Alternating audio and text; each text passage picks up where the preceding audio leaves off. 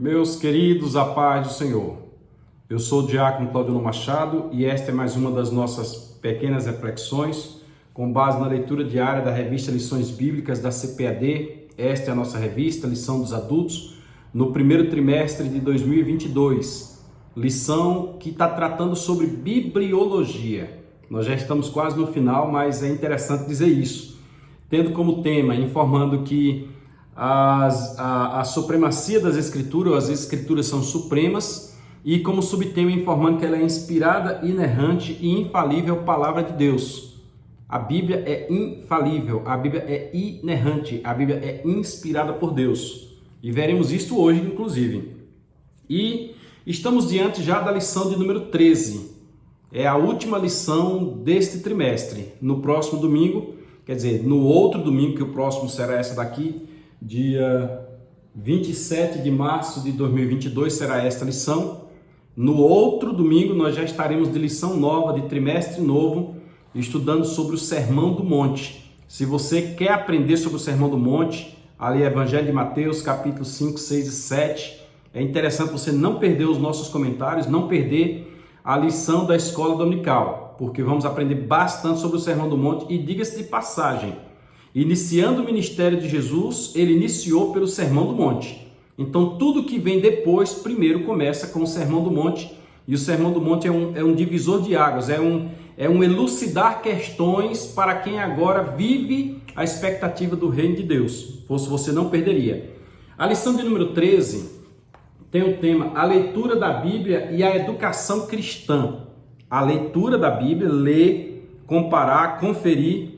Como diz um amigo, Tiago Herman, e o neguinho, está escrito, lê o que está escrito, e a educação cristã, o doutrinar cristão, o ensinar o cristão dentro daquela bitola, dentro daquele padrão, que é o padrão bíblico estabelecido pelo próprio Deus. E a leitura de hoje, na terça-feira, está na primeira carta do apóstolo Pedro, primeira carta enviada por Pedro à igreja eleita. Quem costuma ler sabe que é assim que ele diz, a Senhora eleita. A primeira carta de Pedro, capítulo 1, versículo de número 25. A epígrafe desta leitura diz, a Bíblia é a fonte de autoridade permanente. A Bíblia é a fonte de autoridade permanente. Uma curiosidade é que no tempo Kairos não existe o foi e o será. No tempo Kairos só existe o tempo só existe o presente. Por isso que está escrito lá em Tito, Jesus Cristo é o mesmo, ontem, hoje e eternamente.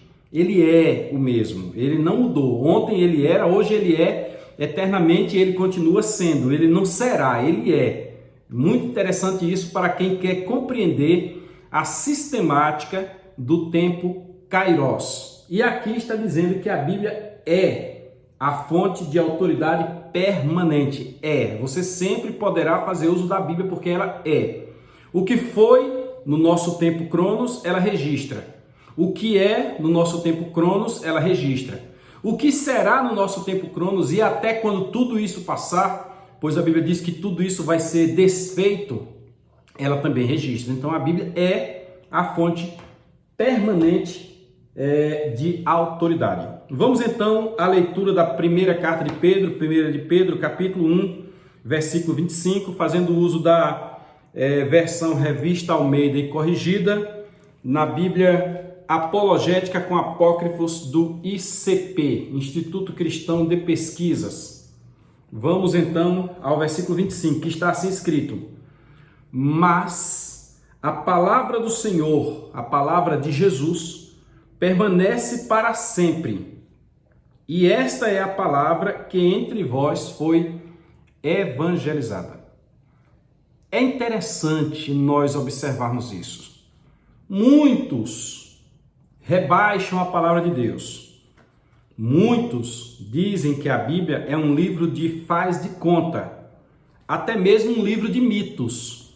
Eu recordo quando na faculdade o professor de filosofia veio ensinar acerca do mito, aí falou de Homero, falou de Hesíodo, que eram os maiores contadores de história, ou seja, de mito entre os gregos, E depois dele trazer toda uma ideia do mito escandinavo e outros que existem por aí, falou da mitologia confucionista, da budista e assim por diante, ele veio falar da mitologia bíblica.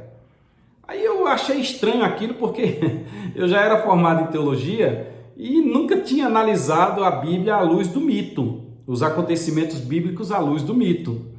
E ele então trouxe aquela ideia mitológica e deixando claro que é algo que seria inatingível e assim por diante.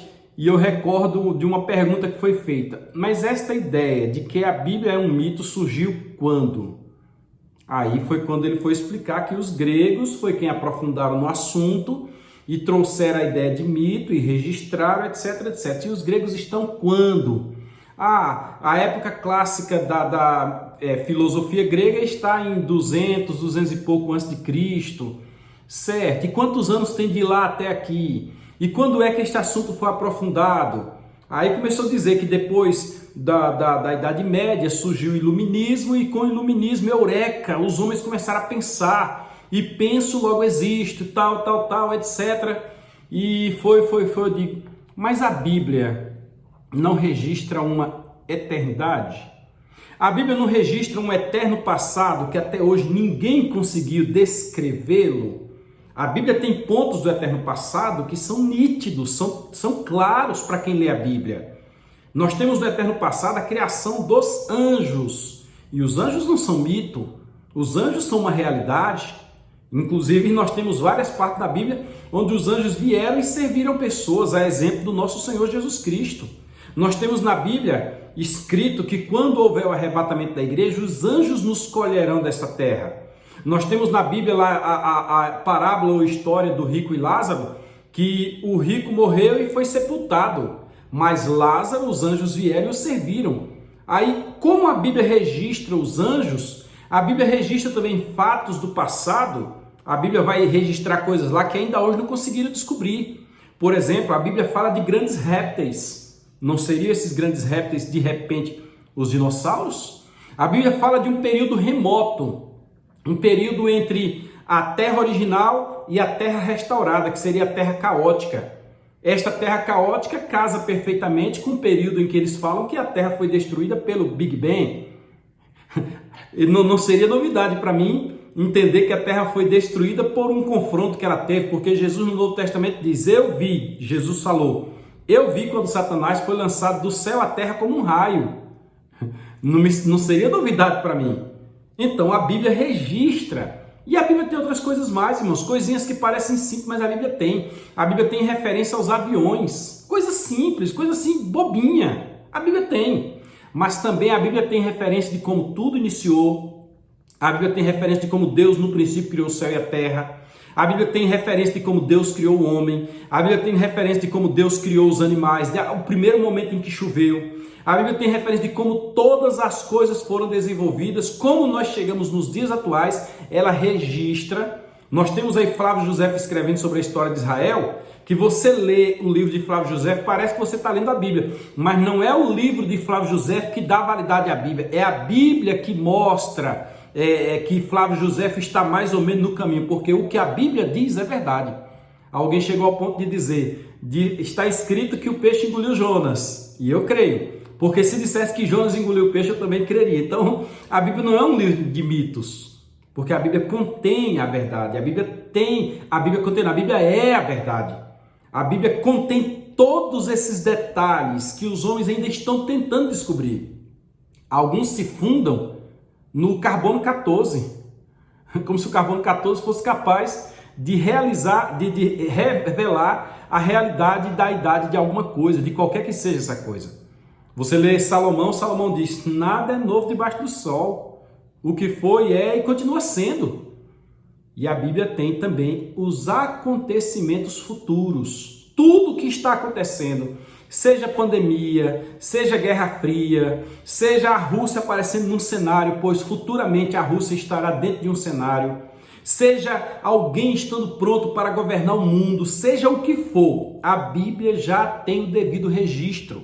Se você tiver curiosidade de estudar aquela estátua que Daniel viu, com a cabeça de ouro até chegar nos pés de barro e uma pedra tirada sem auxílio de mãos fere a estátua nos pés de barro, você vai entender que os governos do mundo estão registrados dentro da Bíblia. Agora, infelizmente, nós não temos lido.